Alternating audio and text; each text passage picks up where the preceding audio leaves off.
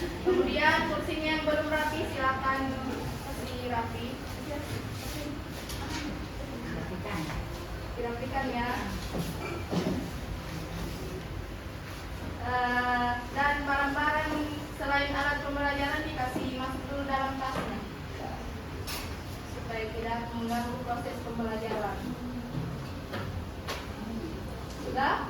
Oke.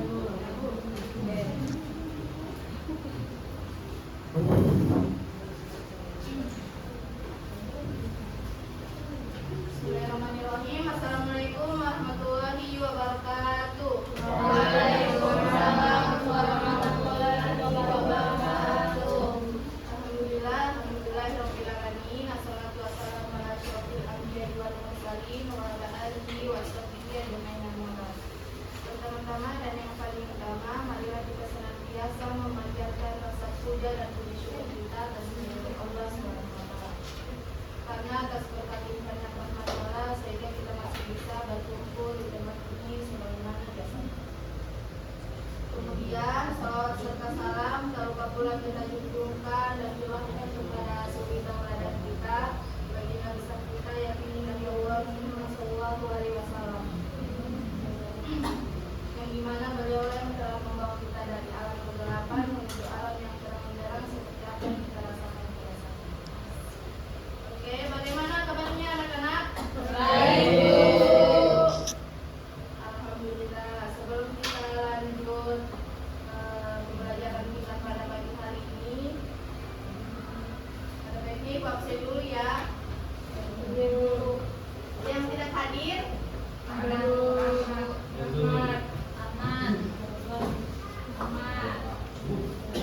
Kenapa Ahmad? Oh, malas ya. Oke. Revalina, hadir Bu. Umil, hadir Bu. Andi Susanti, Izin. Aisyah, hadir Bu. Laude Mafi, hadir Bu. Kusur, hadir. Ya, Masya Allah ya, hadir semua. Oh, iya Ahmad.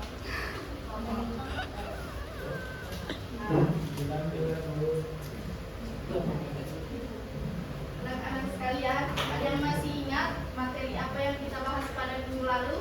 Sabar. Sabar.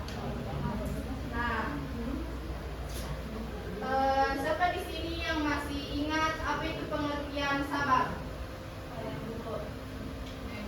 Apa itu sabar? Ada yang lain? Menahan diri dari godaan. Ya. Yang harus masih ada yang ingat ya. Baik. Oh, maaf anak-anak, Ibu lupa sebelum kita lanjut pembahasan, sebelumnya kita berdoa dulu ya. Mana ketua kelasnya? Ya, ketua kelasnya pimpin doa untuk teman-teman. Baik teman-teman, sebelum kita memulai pelajaran hari ini, marilah kita berdoa. Berdoa dimulai. Bismillahirrahmanirrahim. Rabbi zidni ilman warzuqni fahman. Amin. Baik. Anak sekalian, jadi pembahasan pada pagi hari ini kita akan membahas pentingnya memelihara lisan. Ya.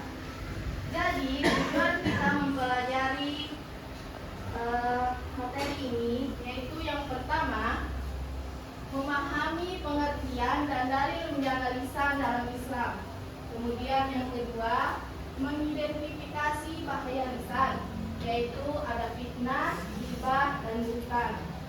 Kemudian yang ketiga, menjelaskan cara-cara menjaga lisan dalam kehidupan sehari-hari. Yang keempat, menerapkan adab berbicara di media sosial secara Islami. Dan yang kelima, merefleksikan pentingnya menjaga lisan untuk diri sendiri dan orang lain. Nah, kita lanjut di pembahasan yang pertama, yaitu pengertian pentingnya menjaga lisan. Allah Subhanahu wa taala yang dapat kita gunakan untuk menyampaikan kebenaran, menebarkan kebaikan, dan mempererat tali silaturahmi. Kemudian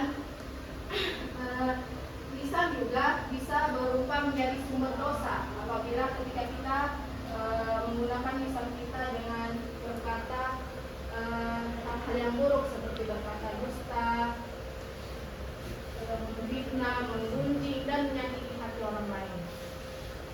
Nah, anak-anak sekalian, coba kita pikirkan, ketika kita tidak memiliki lisan yang tidak baik, apa sih yang akan terjadi ketika kita memiliki lisan yang buruk? Hal-hal yang simpelnya saja dalam kehidupan sehari-hari. Dijauhi teman, Ya, dijauhi teman. apalagi ada lagi yang lain? Ada lagi belakang. Membuat sakit hati. Ada di belakang. Ya. Jadi, ketika kita tidak bisa menjaga lisan kita dengan baik, orang-orang yang berada di dekat kita akan merasa risih dan tidak nyaman. Nah, maka dari itu pentingnya kita menjaga lisan kita. Itu. Kemudian di sini terdapat dua dalil Al-Quran, yaitu ada dari Quran surah Qaf ayat 18, kemudian Quran surah An-Nur ayat 24. Mengantuk kah ini? Ya, berdiri.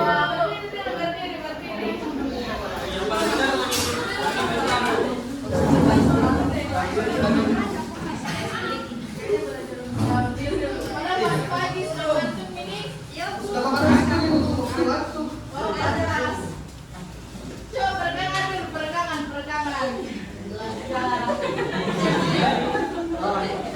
Peregangan. Nah, ibu punya streaking. Apa tuh?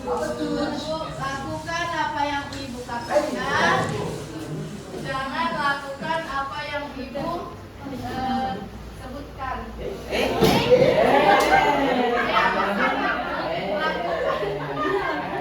Bagus. Maksud ibu lakukan apa yang ibu sebutkan, jangan lakukan apa yang ibu peragakan. Oke. Sudah mengerti? Mengerti, Ibu. Nah, baik. Menyanyi semua ya, menyanyi. Semua ikuti. Kepala, pundak, lutut, kaki. Kepala, pundak, lutut, kaki. Daun, telinga, mata, hidung, pipi. Kepala, pundak, lutut, kaki. Sudah tahu semuanya? Oke, sekarang yang versi cepat nih ya. 1, 2, 3. Kepala, pundak, lutut, kaki. Kepala, pundak, lutut, kaki. Daun, telinga, mata, hidung, pipi. Kepala, pundak, lutut, kaki. Kepala. Kenapa semua ya? Kaki kan? Nanti dong, ingat lagi di depan.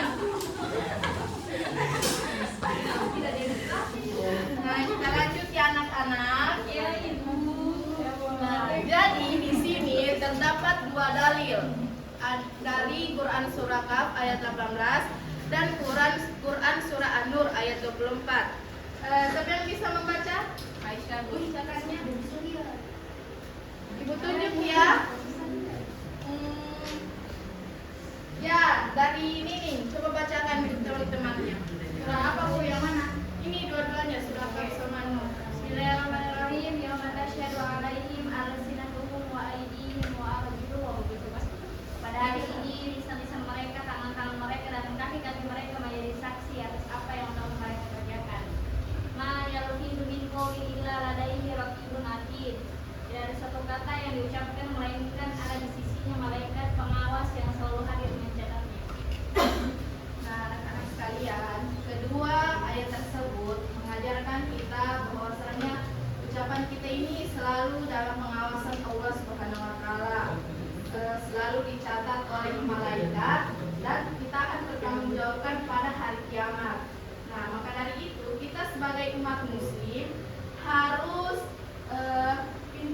menjaga lisan kita dengan baik.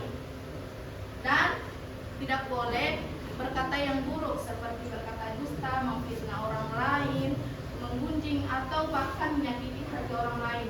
Nah, maka dari itu pentingnya kita selalu berkata benar dan berkata yang baik. Kemudian kita lanjut, yaitu bahaya lisan yang tidak dijaga. Nah, di sini terdapat menjadi 3 ya, yaitu ada fitnah, ghibah, dan buhtan. Kita akan membahas yang pertama itu fitnah. Siapa di sini yang tahu apa itu fitnah? Apa itu fitnah yang kalian pahami apa itu fitnah? Apa lagi? Dan yang lain? Membicarakan tanpa adanya fakta. Ya, hoak. Nah, kata fitnah berasal dari bahasa Arab fatana yaftinu fitnatun, yang pada awalnya berarti menguji, mencoba atau membakar emas dalam api untuk mengetahui kadar kemurniannya. Nah, dari makna dasar tersebut, fitnah juga diartikan sebagai ujian, cobaan, atau sesuatu yang menyesatkan manusia. Nah, sedangkan secara istilah, fitnah diartikan sebagai perkataan atau tuduhan atau bahkan informasi yang tidak sesuai dengan kenyataannya. Nah, sehingga dapat merugikan, mencemarkan nama baik dan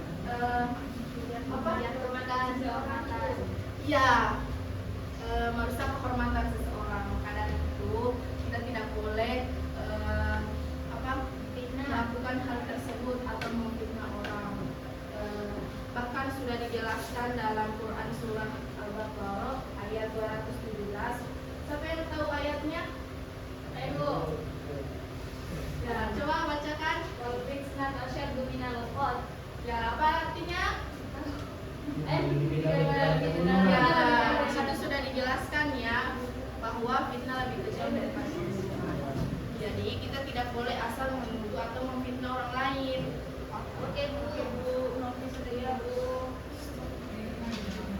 Kemudian ini dia contoh fitnah dalam kehidupan sehari-hari. Yang pertama, menyebarkan kabar dan yang belum tentu benar. Kemudian menuduh seseorang melakukan kesalahan, menyebarkan informasi palsu di media sosial, menuduh tanpa bukti, dan membuat cerita yang tidak sesuai dengan fakta. Nah, ghibah. Ada yang tahu apa itu ghibah? Gosip bu.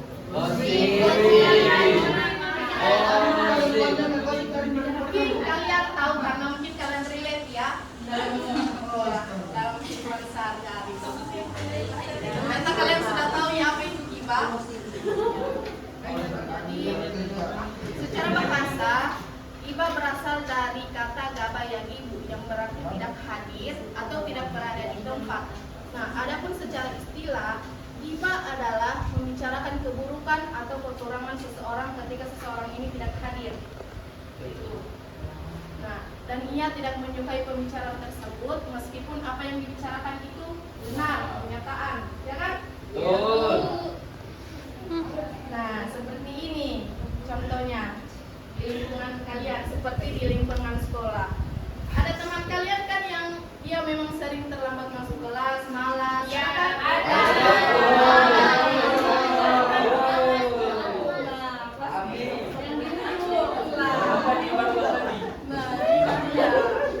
Kemudian di dalam pergaulan, nilainya jelek karena jarang belajar. Memang kenyataan, tapi ketika kita membicarakan orang tersebut itu di belakangnya itu termasuk ghibah. Boleh ya anak-anak? Ya. Kemudian buhtan. Secara bahasa, buhtan berasal dari kata bahasa yang berarti membingungkan, mengherankan, atau membuat seseorang terkejut karena tuduhan yang tidak benar. Orang yang dituduh akan merasa kaget dan tidak percaya karena tuduhan tersebut sama sekali tidak sesuai dengan kenyataannya. Nah, secara istilah, buhtan adalah menuduhkan atau menyebutkan keburukan seseorang yang sebenarnya tidak ada pada dirinya. Dengan kata lain, buhtan merupakan kebohongan atau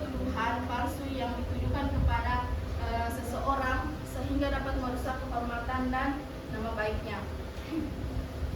Mengerti Mika ini? Bukan. Apa bedanya Bu? Fitnah sama Fitnah dengan apa? dan fitnah.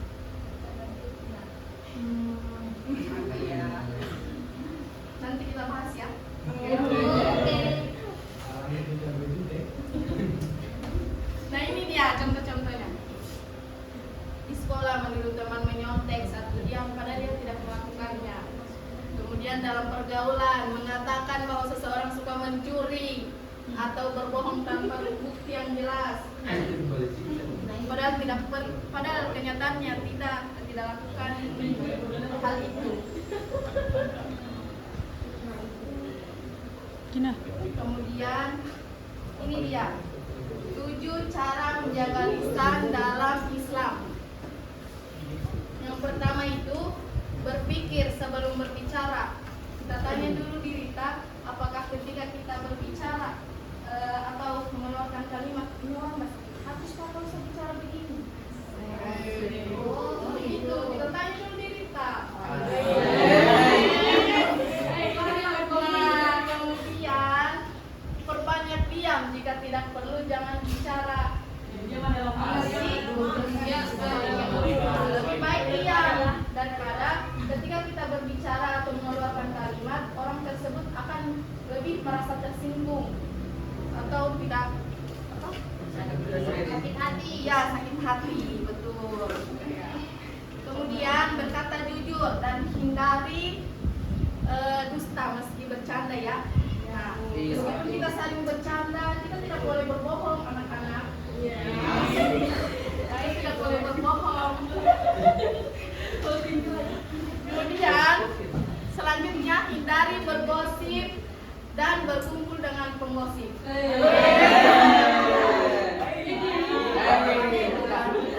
Siapa yang relate? Siapa yang relate ini? Semuanya ya. Oke. Nah, daripada kita berkumpul dengan penggosip, lebih baiknya kita perbanyak zikir dan membaca Masya Allah. Nah, kemudian kita isi waktu dengan hal yang bermanfaat seperti membantu kedua orang tua, membantu pekerjaan rumah. Inilah seperti zikir, membaca Al-Quran atau membaca buku. Pokoknya isi kegiatan kalian dengan hal-hal yang positif. Bukan berkumpul dengan penggosip ya anak-anak. Iya Bu, ya. Pakai di ujung. Nah, kemudian ini ingat bahwa setiap perbuatan dan perkataan kita itu selalu ada yang catat, maupun perbuatan baik dan buruk, yaitu malaikat raqib dan atid. Nah, Gina.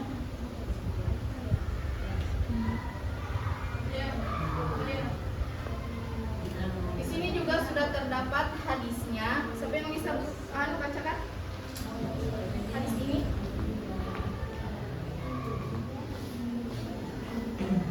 Siapa yang bisa? Ya Fatimah, coba bacakan.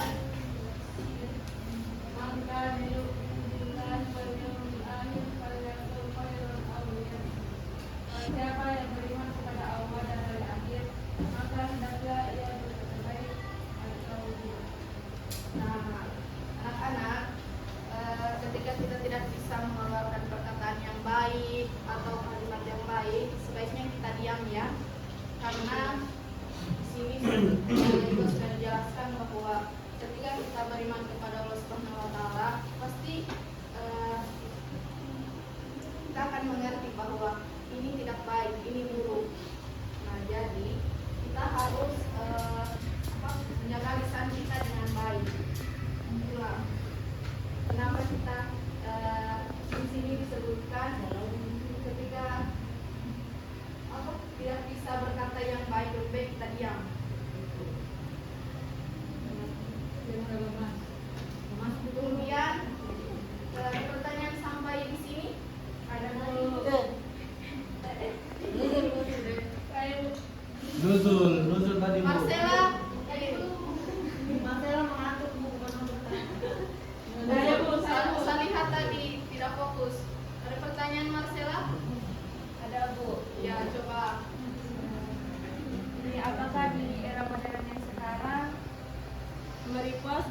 yang ternyata hoax itu termasuk fitnah kok Bu, atau bukan? Atau Masya Allah, pertanyaan yang sangat relevan ya untuk kita bagi kehidupan kita pada hari ini. Nah, ada lagi yang ingin bertanya? Ada. Nah, Ibu jawab pertanyaan dari Marcella dulu ya. Kalau ada masih banyak waktu kita akan lanjut.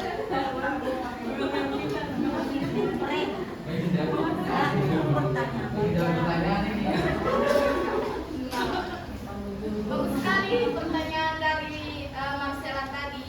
Jadi, ketika kita ingin merepost atau men-share berita yang ada di media sosial, sebaiknya kita melakukan tabayun atau memverifikasi dulu apakah berita ini sudah jelas dan benar.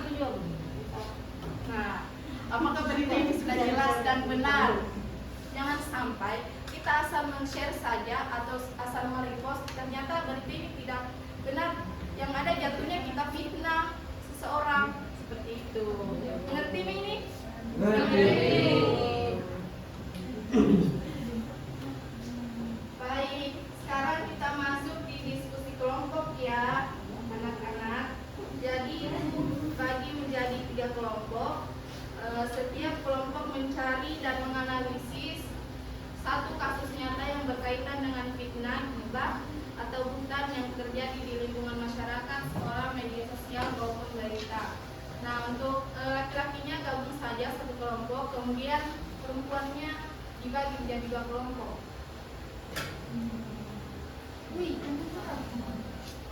Kelompok 1 itu membahas, ini kelompok 1 ya, laki-lakinya membahas tentang fitnah, kemudian kelompok 2 gibah dan yang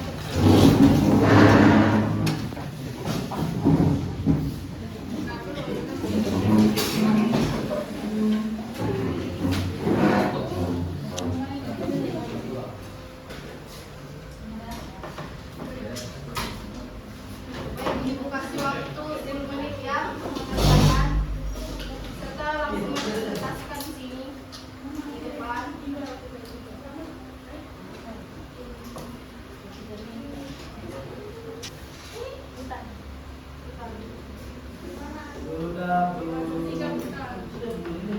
Aisyah mohon mau mereka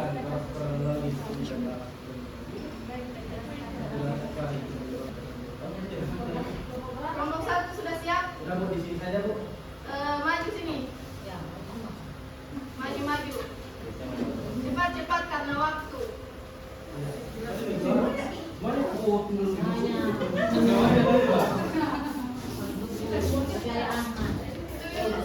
Jangan makalasi ya. Aduh, proses. Oke baik, bismillah, assalamualaikum warahmatullahi wabarakatuh. Terima kasih teman-teman telah diberikan kesempatan dan juga ibu guru telah diberikan kesempatan untuk kami. Di sini tentang studi kasus dan kami mendapat tentang kasus fitnah. Ini akan dijelaskan oleh teman-teman saya dari nomor 1 sampai nomor 6. Silakan Saya dulu. Kasusnya itu Bu, ada seorang mahasiswa namanya Ginanda. Jadi tapi Bu, ada seorang siswa namanya Ginanda Dwi Prahayani. Nah, Ginanda ini Bu, dia berteman dengan Aca. Tiba-tiba Aca kehilangan HP Bu. Nah, hilang HP-nya Bu. Tiba langsung Aca bilang, Gina kau ambil HP-ku.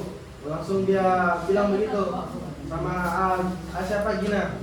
Terus Gina tidak terima, terus hati dia tidak berteman dengan Aca.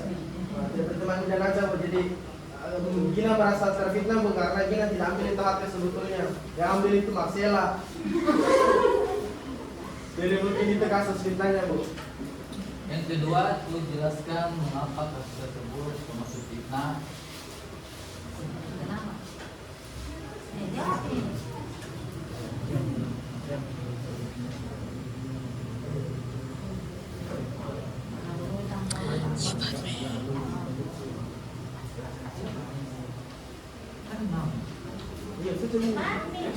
Jadi ya, mengapa kasus tersebut termasuk fitnah?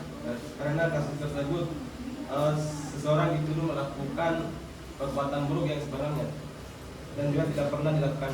Tuduhan tersebut disebarkan tanpa bukti yang benar sehingga merusak nama baik.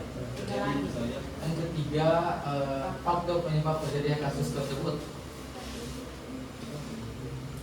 Ada beberapa faktor yang menyebabkan hal itu terjadi. Jadi yang pertama itu kurangnya verifikasi informasi sebelum kejadian itu.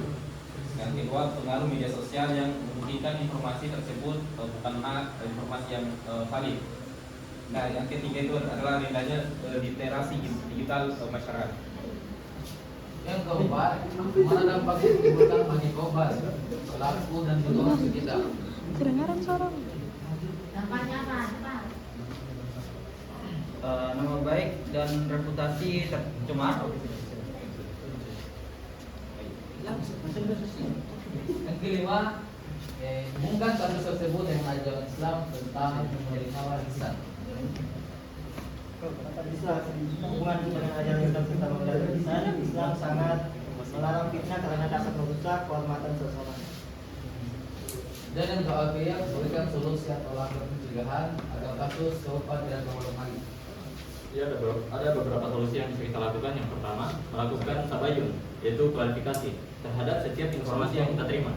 Kemudian tidak langsung membagikan berita yang belum terbukti kebenarannya. Kemudian meningkatkan literasi digital, kemampuan memilih informasi. Mungkin itu saja yang bisa saya sampaikan. Saya kembalikan ke moderator. Oke, baik, untuk jawaban dari kami. Kami akhiri bila bisa melihat pasien berlewat. Assalamualaikum warahmatullahi wabarakatuh. Baik, beri aplaus